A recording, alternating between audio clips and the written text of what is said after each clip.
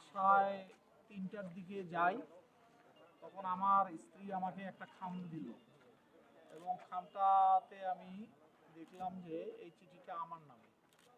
তখন যখন আমি চিঠিটার ভিতরে খুললাম, খুলে দেখি যে একটা দাফনের কাপড়।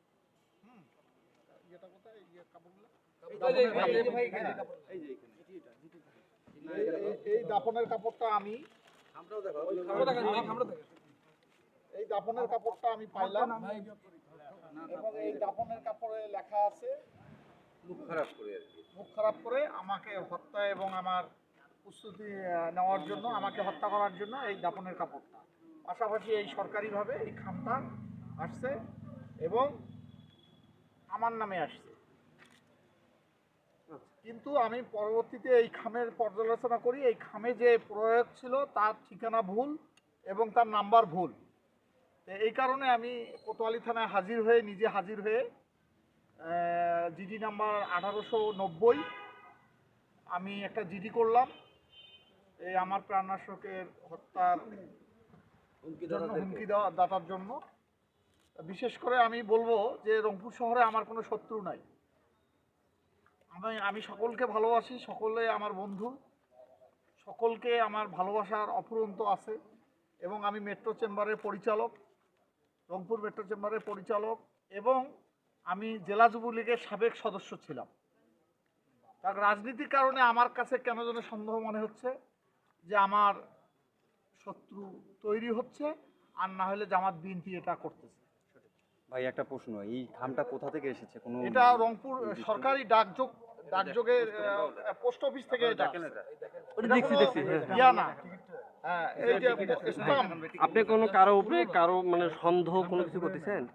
সন্দেহ তো অবশ্যই, কেননা আমি রংপুর জেলা যুবলীগের কনভেনার মরার পর থেকে আমি এই মরা যুবলীগটা, যেটা যুবলীগের অস্তিত্ব ছিল না, সেই যুবলীগকে আমি দাঁড় করিয়া একটা সুষ্ঠু সম্মেলনের মাধ্যমে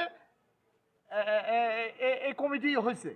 সেখানে আমি হয়তো বা রাজনীতি বলছি যে আমি জেলা যুবলীগ করব না বা অন্য কিছু করব।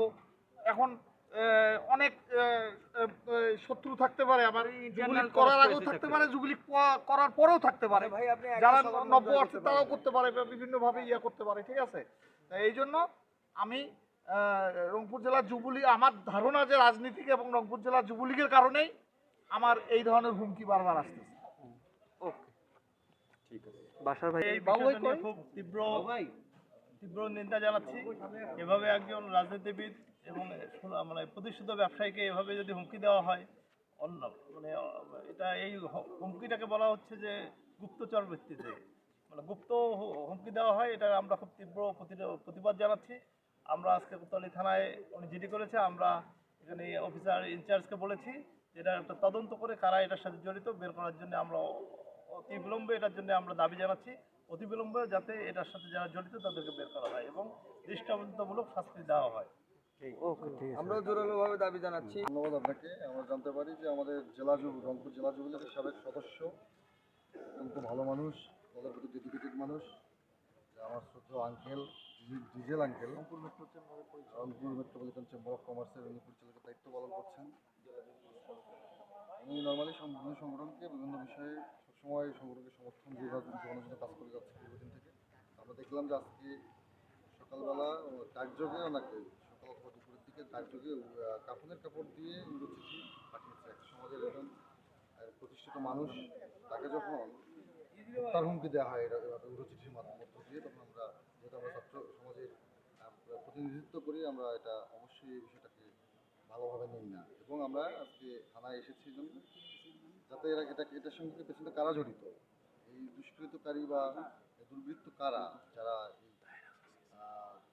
এই প্রতিষ্ঠিত মানুষকে আওয়ামী লীগের জন্য জয় বাংলা স্লোগানে রাজপথে উত্তরিত রাখেন, যিনি ওনাকে এইভাবে তরুণ ক্ষমতাসীন আমরা পাওয়ার পার্টিতে আসছি, তারপরে হুমকি দেওয়া হয়, এর পেছনে কারা কারা জড়িত আমরা অবশ্যই এটা পুলিশের সহায়তা